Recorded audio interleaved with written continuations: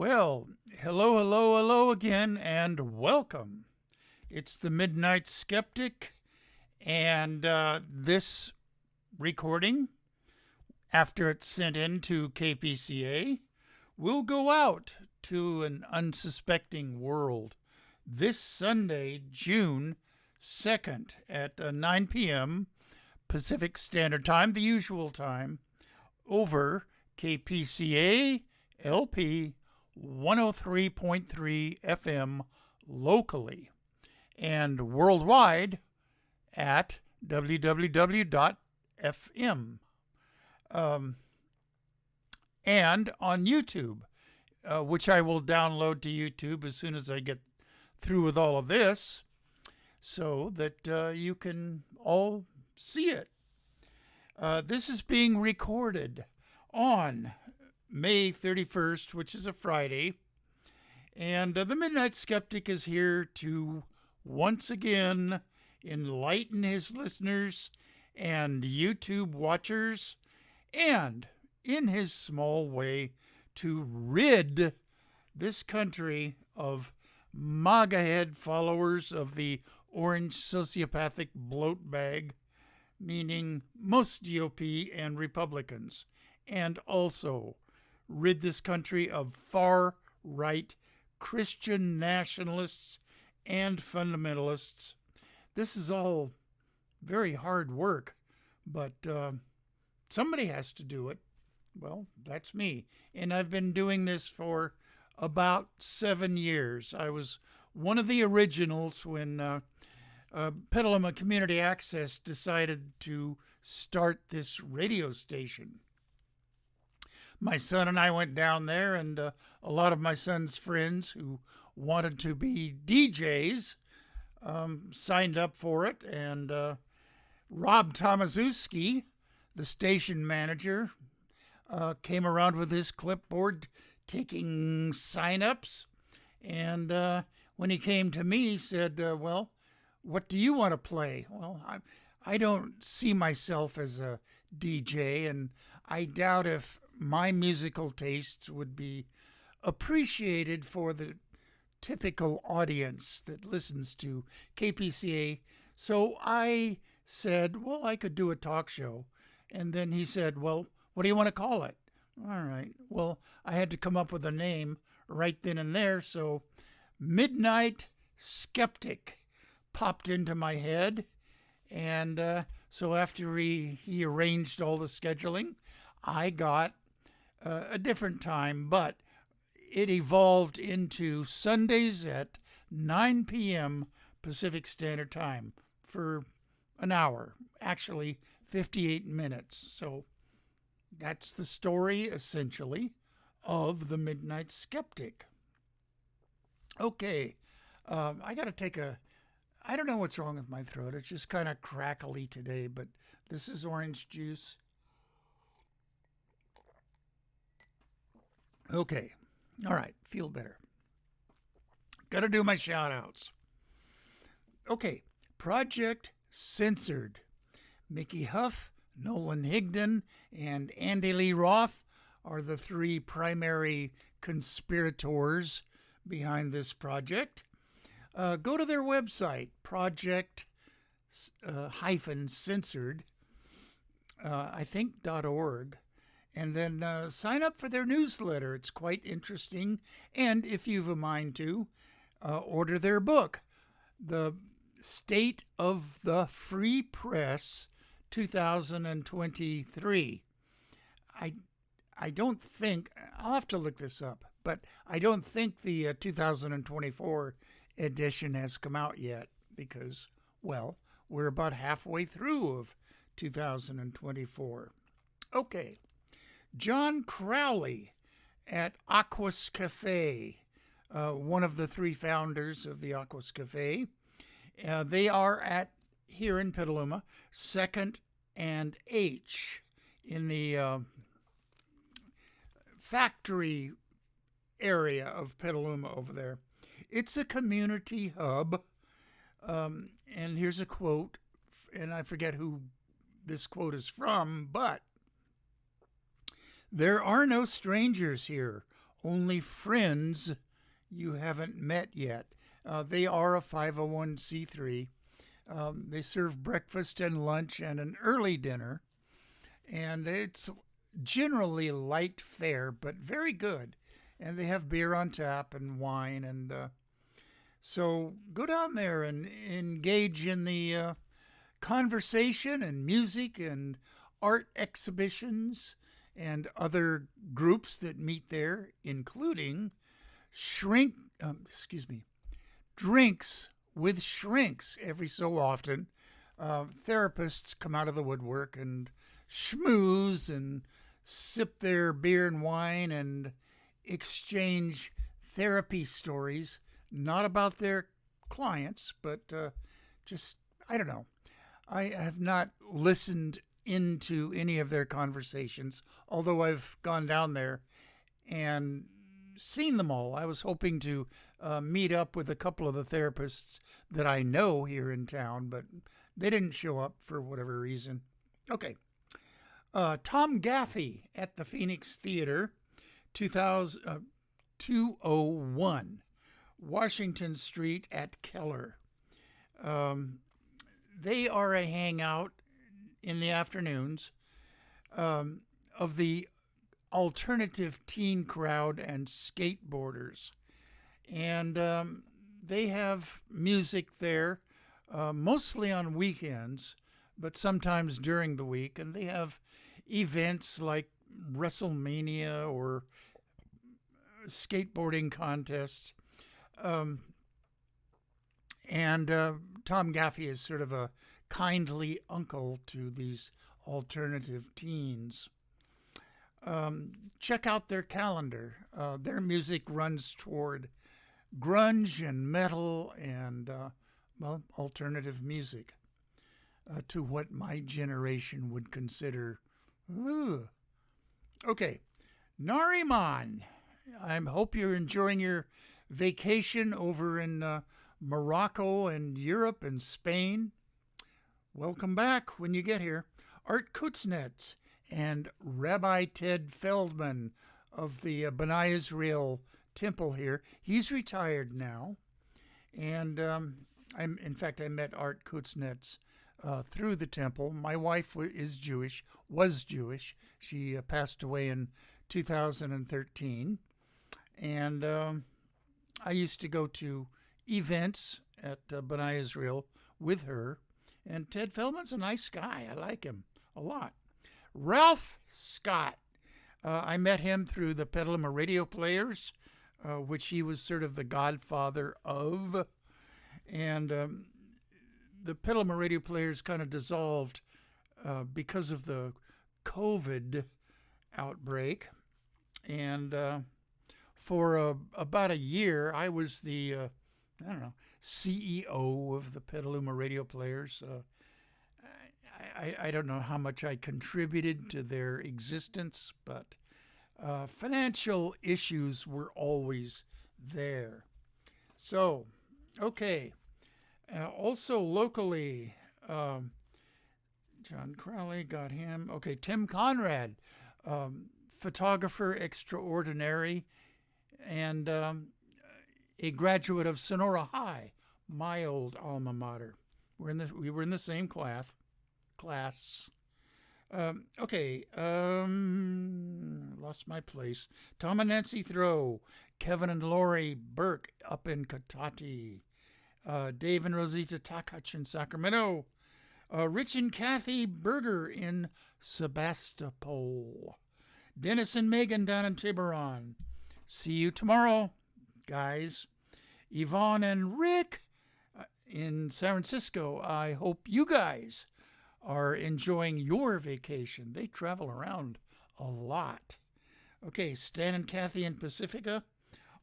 Aunt Jackie and her two daughters, Samantha and Melanie. I think Melanie is still back east somewhere in Tennessee or Kentucky. I'm not sure which.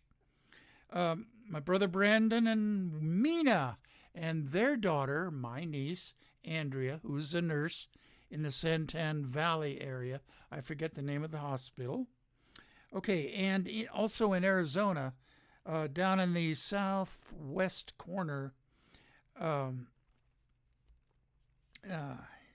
Karina Hilliard, the animal control person in Patagonia, Arizona.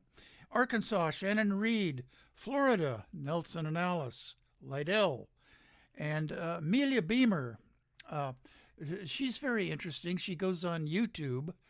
I guess she still works for Locus magazine as a editor or announcer or whatever. If you go to Locus, Locus magazine on YouTube, you can see Amelia Beamer announce which books they're reviewing. It's a monthly magazine, which books they're reviewing that month in the genres of science fiction, horror, and fantasy. That's her thing too. Okay. Dr. Dave in Raleigh-Durham area. He might still be up in Chicago now showing his artwork. He's a retired doctor and also retired from GlaxoSmithKline. It's where he eventually ended up. But he's the world's greatest pulmonary physician.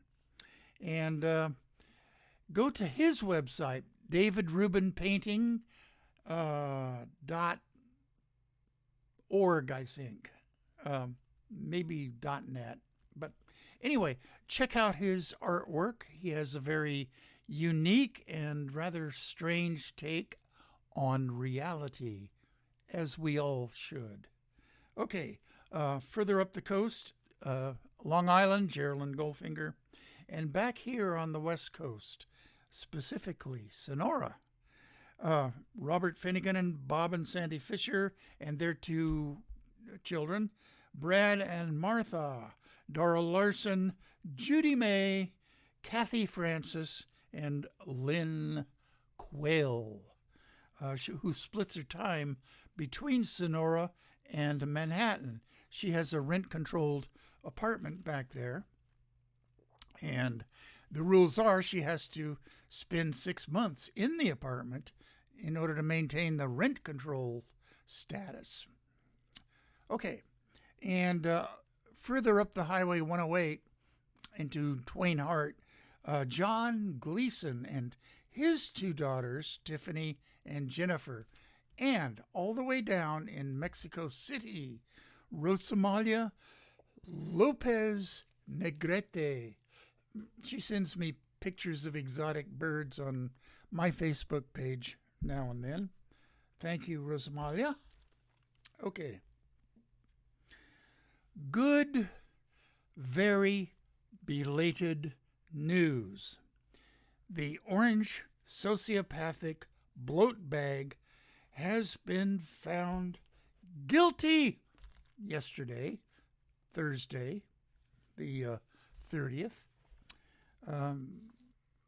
The jury came back after a relatively short discussion period, and it took them about a day and a half to come up with a guilty verdict on all 34 counts. Okay. Now, we're going to have to wait until July 11th for the sentencing part of this trial.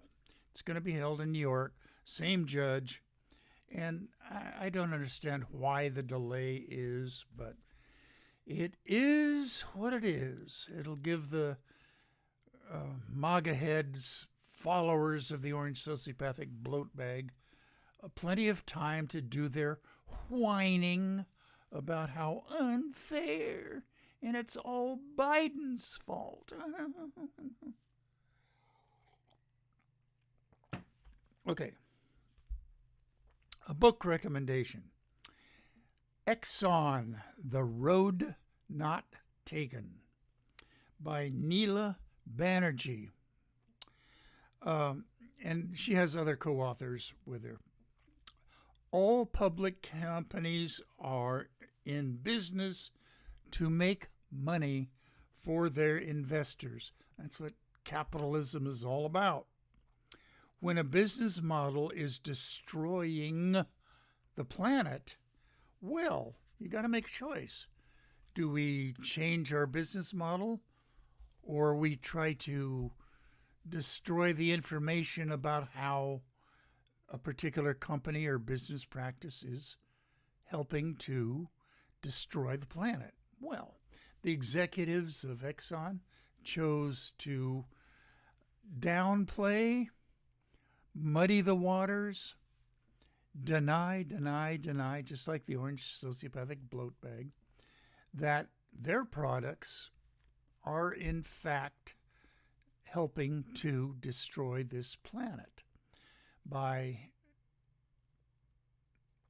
If their product, which is oil and gas, are burned as they should be to provide energy for people, it's going to raise the levels of carbon dioxide in the atmosphere. And that has been linked to rising global temperatures, which in turn is linked to crop failures, acidification of the oceans, the bleaching of corals, the death of coral beds,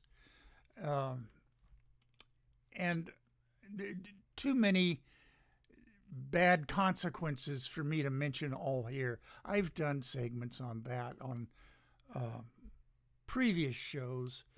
And do we label executives of oil, gas, and coal companies, the fossil fuel companies, as evil purveyors of capitalism? Well, I'm willing to.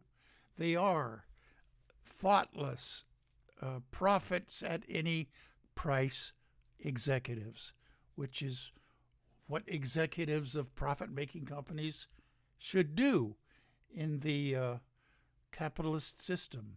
Get Bernie Sanders' book entitled "It's Okay to Be Angry at Capitalism." Yeah, I haven't gotten it yet, but I plan to very soon. Capitalism, which started with the Dutch back in the early 1500s, when investors financed expeditions to the New World, which was just recently discovered, hoping to get returns on their investments because they thought there was more gold and other things of value over here. Beaver pelts were one of them. And that was the beginning of capitalism. Okay. And anyway, this book, I haven't read this book yet. I don't think it goes back that far to where the Dutch came up with capitalism, later to be expanded exponentially by the British. Okay. Good news. San Diego residents submitted a 30,000 signature petition to have the city of San Diego take over San Diego Gas and Electric Company. Similar campaigns are going on in San Francisco, New York, and Rochester, New York. What would be taken over are the power lines and distribution networks of this. In San Francisco's case, it would be taking over Pacific Gas and Electric, my electric company. So we'll see how that comes out. I'm sure the San Diego Gas and Electric won't put up with this without a court fight. Okay. Good news. Prattville, Alabama library has become the latest book banning culture war or culture battle. For the past several months, a number of Prattville residents have been calling for the library to remove books with LGBTQ content. Of course. Angie Hayden, a Prattville resident and founder of Read Free Alabama, objected to the Concerned Mothers ban of these books. And I'm going to have to research more about what Read Free Alabama actually is. She's a good person. She is the mother of a LGBTQ kid. I'm not sure whether he's trans or just gay or what, but once you become a parent of a trans kid or a gay kid, your view of things changed, or it should, unless you're a MAGA head. And anyway, that's another rant for another day. I've talked about this subject for many shows here. Okay. New topic. Bad and stupid news. In Colorado, Darcy Schoening, capital SCHOENING, director of quote-unquote special initiatives for the Republican Party of Colorado, and Heidi Goodall, a GOP candidate for governor, issued a mass emailing urging parents to remove their kids from public schools. Why? Well, that's what the whole Republican Party has become now, just anti-public schools. Okay. Democrats, this is what they're saying, Democrats use public schools to, quote-unquote, turn the kids trans. If that isn't the most stupid thing that I've heard, like, within the last day from MAGA heads, I don't know what is. Schoening was a leader in El Paso County, Moms for Liberty, of course.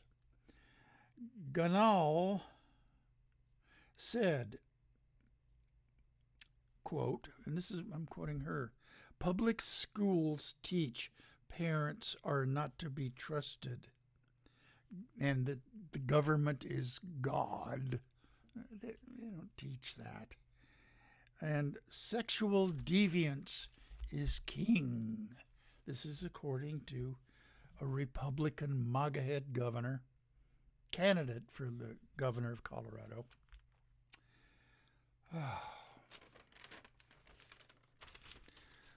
All right, I'm going to have to take another sip here to calm myself down. Okay, great, wonderful news.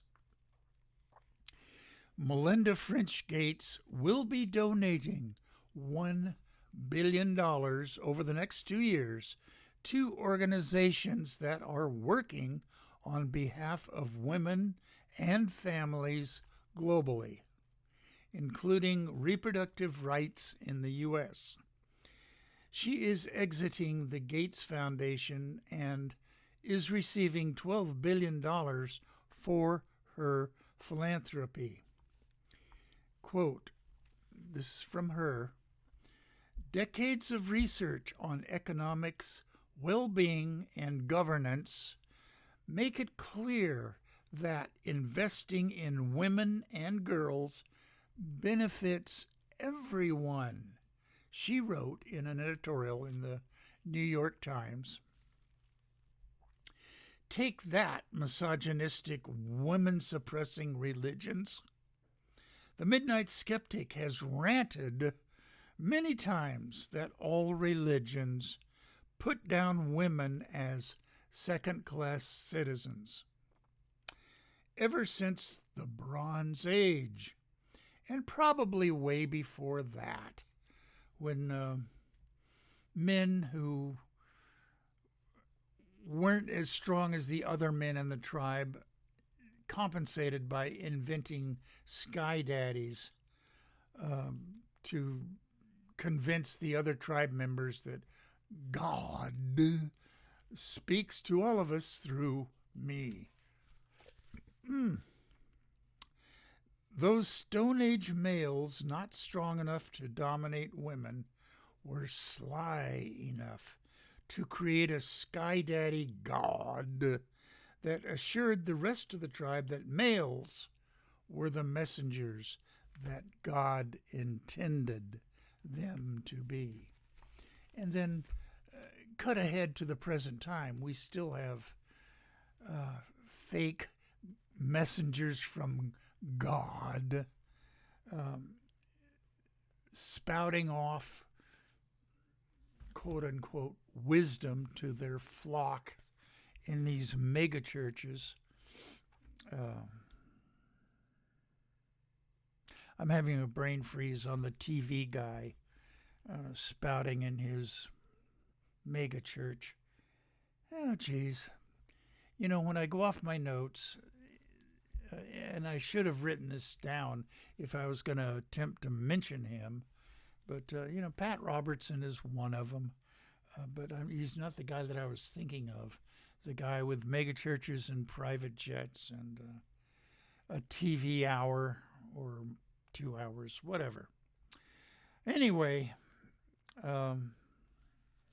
women as second-class citizens that need to be subservient is a theory that dates back way before the Bronze Age, when these holy books started to get written down. Cuneiform in the old Sumerian first civilization. Okay, enough. I'm riffing, and I will forget too many things to actually go on a good riff. Okay, new topic. Big railroad bad news. To hell with safety and union workers. Most of the big railroads are moving to remote controlled train movement outside of rail yards. They were already doing it inside rail yards. In March, a Union Pacific locomotive operated by a single remote crew member hauled 128 cars, including 62 that were carrying hazardous materials. Hello, East Palestine, Ohio. And the distance was over 19 miles there in Texas. The route that this train took traverses several communities and 18 railroad crossings, 5 of them with no gates at the crossing. What could go wrong? Big Railroad seems to have won the dispute over the size of railroad crews. First, they had 2 people, the engineer in the cab and the conductor back in the end of the train, what used to be called cabooses. They no longer have them. Okay, the management of railroads successfully eliminated train crews. It's not even a plural word anymore. Train crew to 1 person in the locomotive. Well, now even that has been reduced to 0 in the train crew. If remote operating wins the day completely, engineers and conductors will be a thing of the past. Railroad CEOs and managers say that remote trains have a safety record better than traditional trains. Should we believe them? Well, I, for one, don't. They will just redefine what an accident really is. Okay. Another sip.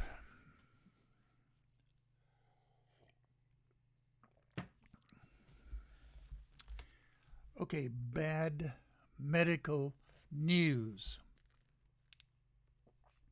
The American College of Pediatrics is a far right-wing group of so-called doctors.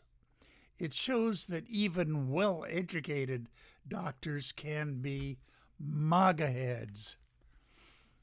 Founded in 2002, it now has about 7,000 members out of about 3,600 pediatricians. Okay.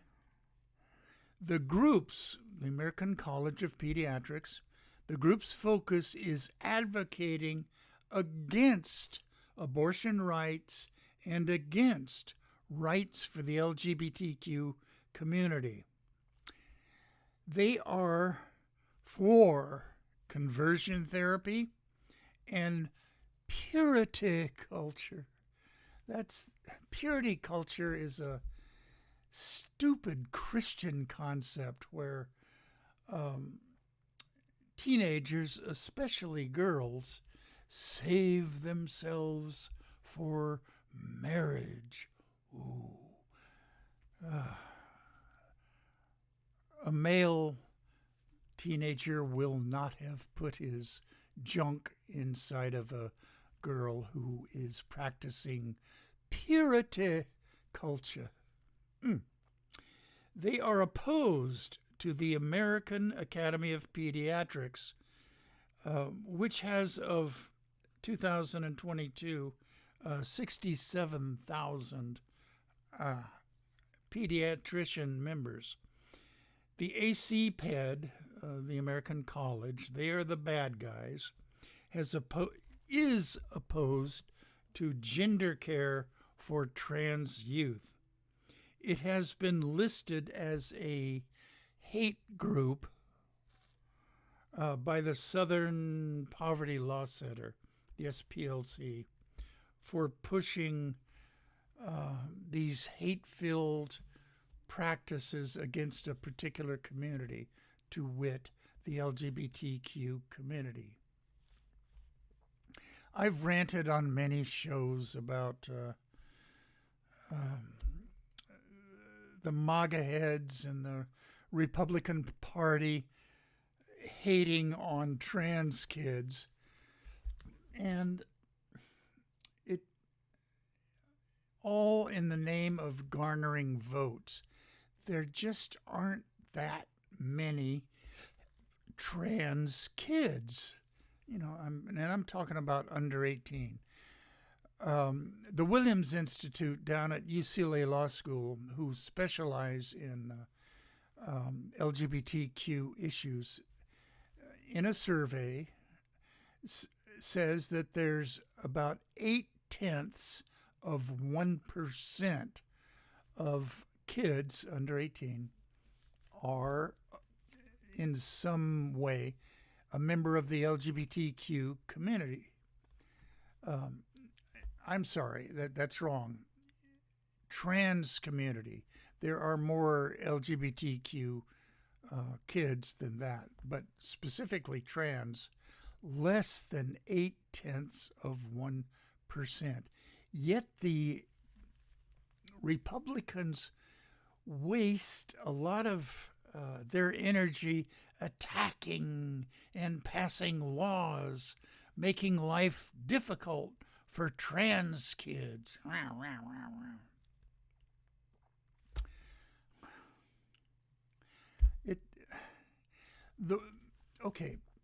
The November elections are coming up. Please, all my viewers, just vote out all Republicans, whether they're reasonable or not. And there aren't very many reasonable ones. Okay, new topic. Great news. Major League Baseball, as of May 29th, which was this last Wednesday, has allowed the statistics of the Negro leagues to be incorporated into the official Major League Baseball statistics. 1951 is generally considered the last year of the Negro American League, the last one.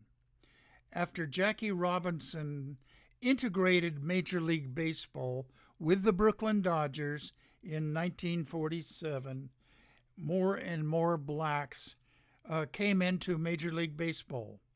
Following the 2020 announcement by Major League Baseball that 7 different Negro leagues from 1920 to 1948 would be recognized as major leagues. Major League Baseball announced Wednesday that it will absorb available Negro League statistics into the official Major League Baseball historical record. Mommy, what's a Negro? A child of today might ask. It was in the 1930s that at least Major League Baseball or the Negro Leagues started calling themselves the Negro Leagues. And, okay, here's a riff. I was raised essentially by my grandparents from shortly after I was born until I turned 7, and my mom married this guy that she worked with, and he eventually adopted me. But my grandparents were Southerners. Granddaddy was from Alabama, and my grandmother, Nana, was from Texas, both hardcore Southerners. And one thing that sticks with me, and I was maybe 10, and we had a TV. I think we got our first TV when I was about 8, which would have been like 1951, maybe 1952. And Nana and Granddaddy did not have one yet. Granddaddy was fairly tight with his money, and they eventually got one in the late 50s. But Nana and Granddaddy would come over and watch television with us now and then. And one of the early shows that we watched a lot was the Ed Sullivan Show on CBS. And Ed Sullivan was very progressive, and he had black entertainers on his show now and then. And I remember Nana and Granddaddy over watching TV with us, and it was a fairly well-known black female singer, and I don't remember her name, but we all knew her voice from radio and having her music played on the radio, and I assumed that Nana was aware of her voice as well. Well, when she came on the Ed Sullivan Show, I remember this phrase that Nana said, and I'll try to imitate her as best I can in her Texas accent. Why, she's a Negro. You know, it didn't register with me at the time, and I loved my grandfather a lot, and you know, but later on, like now, remembering back, it just well, that's how I was raised, and I've turned out pretty progressive, although politics and progressiveness and liberalism just didn't figure into my life until actually after I got out of college and got out of the Navy and started, interacting with real life. Okay, enough of that riff. Okay, where am I? Okay, horrible but not surprising news. The Texas Republican Party is voting as we speak on a platform that, okay, here's what the Republican platform in Texas is all about. Okay, they would require the Bible to be taught in public schools. It would state that abortion is not health care, it is homicide. Oh, God. Pro-lifers are all religious nuts. Okay, it would also state that gender care treatment is child abuse. It would reverse all the military base name changes. They're Confederates at heart. And it states that the U.S. government should release all of its hidden information about UFOs. Are they crazy or what? And here's the kicker. The Republican platform would require elected statewide officials, to win the popular vote in a majority of Texas counties. In other words, the rural vote would count way more than, more populous city-centered counties, such as Houston. These Republicans are tired of the black and brown Democratic voters winning anything. Okay, where am I?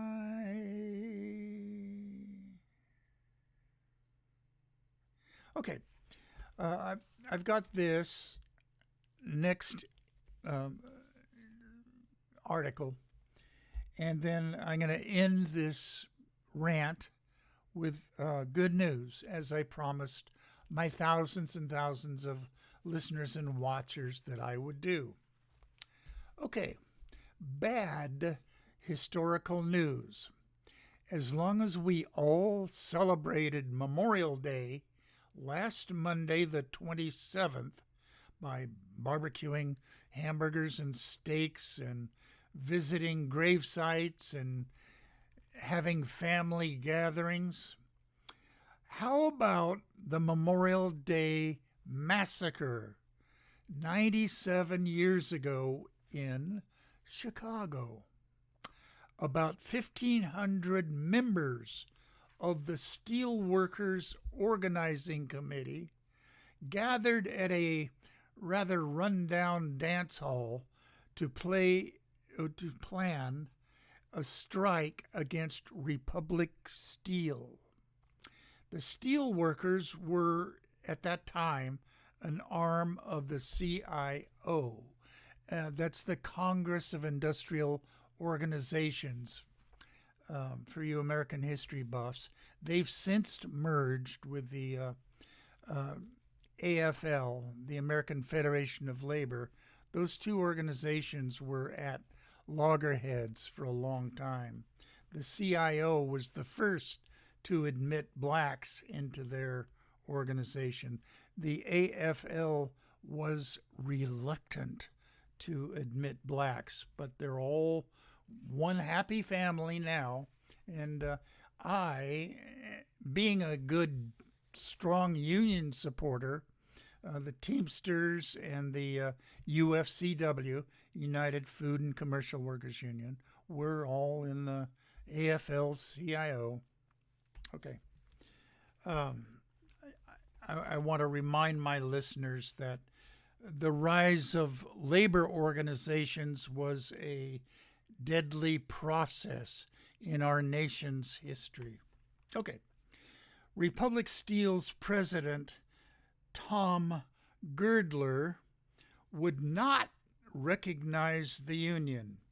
He used his political connections in Chicago to use the Chicago police force to quell the riot. It wasn't a riot. They were striking. They were just marching peacefully. It was captured. This whole event was captured by a Paramount News cameraman. Nobody is sure what provoked the police. It doesn't take much to provoke them. But an estimated 40 members, marchers, were shot within seconds. 10 steel workers were killed. Doctors who came to the scene later said that the majority of the dead and wounded were shot in the back or side. The police later justified their action by saying the steel workers were communists. And the mainstream media referred to the strikers from then on as rioters. Paramount, the makers of these newsreels that were shown before the movie in theaters, shelved the film as, quote, not fit to be seen. Well, I saw it online, as probably a lot of you have, and it just showed a police riot, every bit as much of a police riot as the 1968 Democratic Convention there in Chicago. Okay, where am I? I was riffing. Okay. This movie that was shot by a Paramount cameraman and that was not fit to be seen, it was A.J. Richard, the guy who was head of Paramount News. Now, today, the steel workers are in the USW, United Steelworkers. It was founded in May of 1942 and has about 860,000 members now. They are now under the AFL-CIO and have recently, in 2006, announced the formation of a Blue-Green Alliance with the Sierra Club. Within the last 5 years, we have seen a resurgence of union activity, which is a good thing. More and more people are joining unions. Starbucks comes to mind. Even doctors' assistants at Kaiser. I'm a member of Kaiser, and they are thinking about unionizing, which is a good thing. Not the frontline doctors, they aren't going to do it, but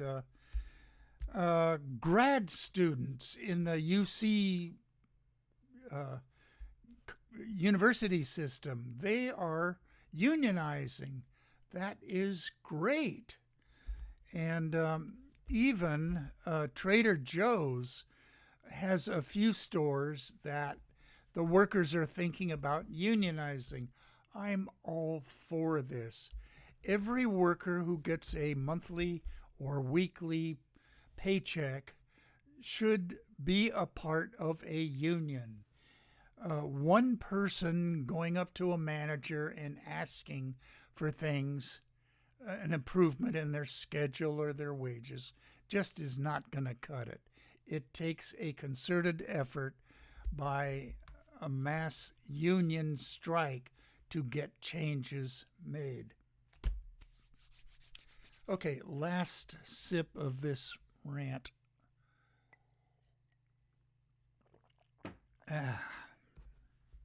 Good news.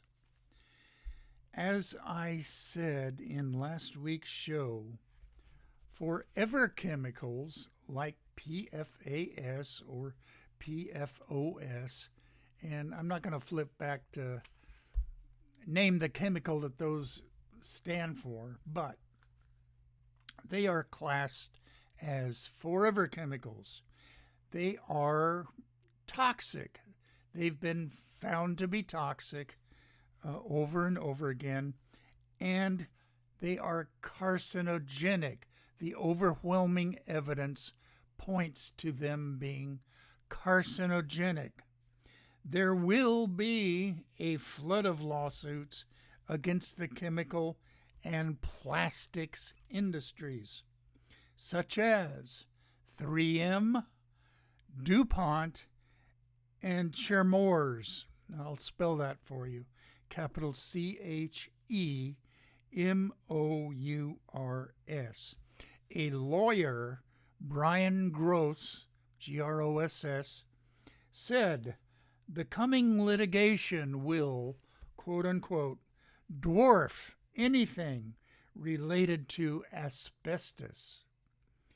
PFOS chemicals are literally everywhere and in everyone.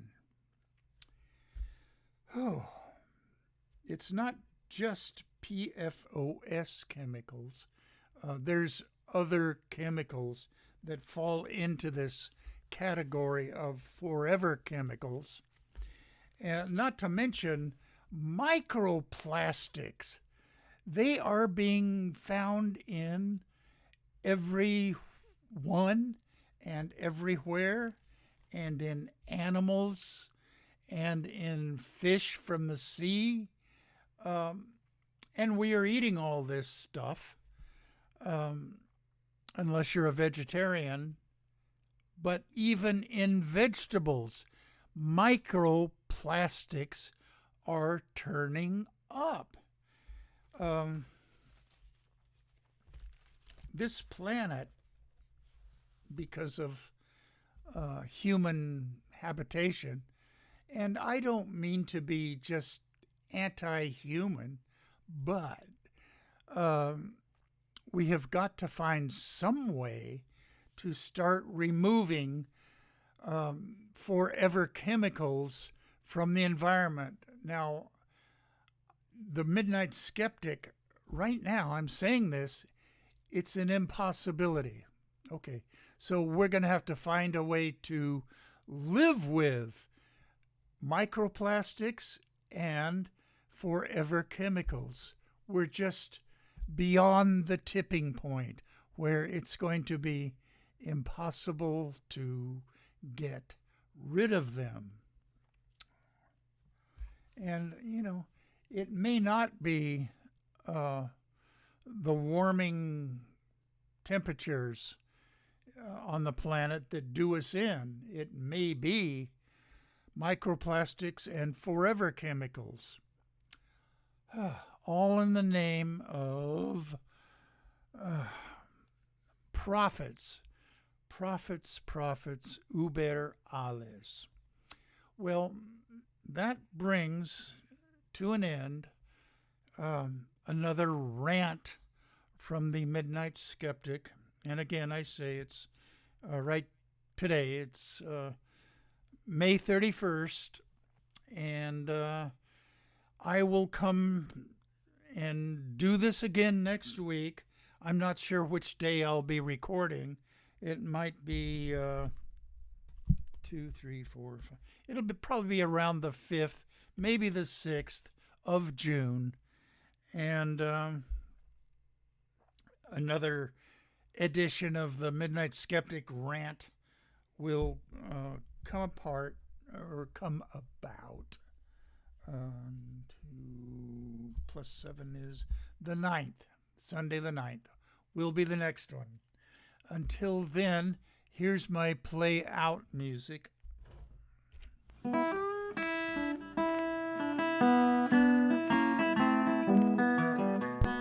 You have been listening to The Midnight Skeptic on KPCA LP, Petaluma, California. And we're at 103.3 on the FM dial and worldwide at www.kpca.fm. Support community radio at patreon.com/Petaluma Community Access. And remember, think critically, think logically, but live joyously, and most importantly, pet your cats.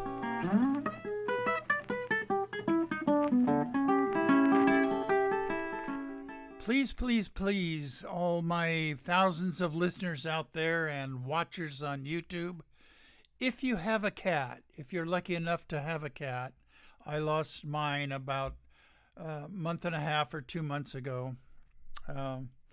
Please pet your cat, treat them well, feed them well, but think logically, think scientifically, think rationally, and you will never become a MAGA head or a Republican of any kind.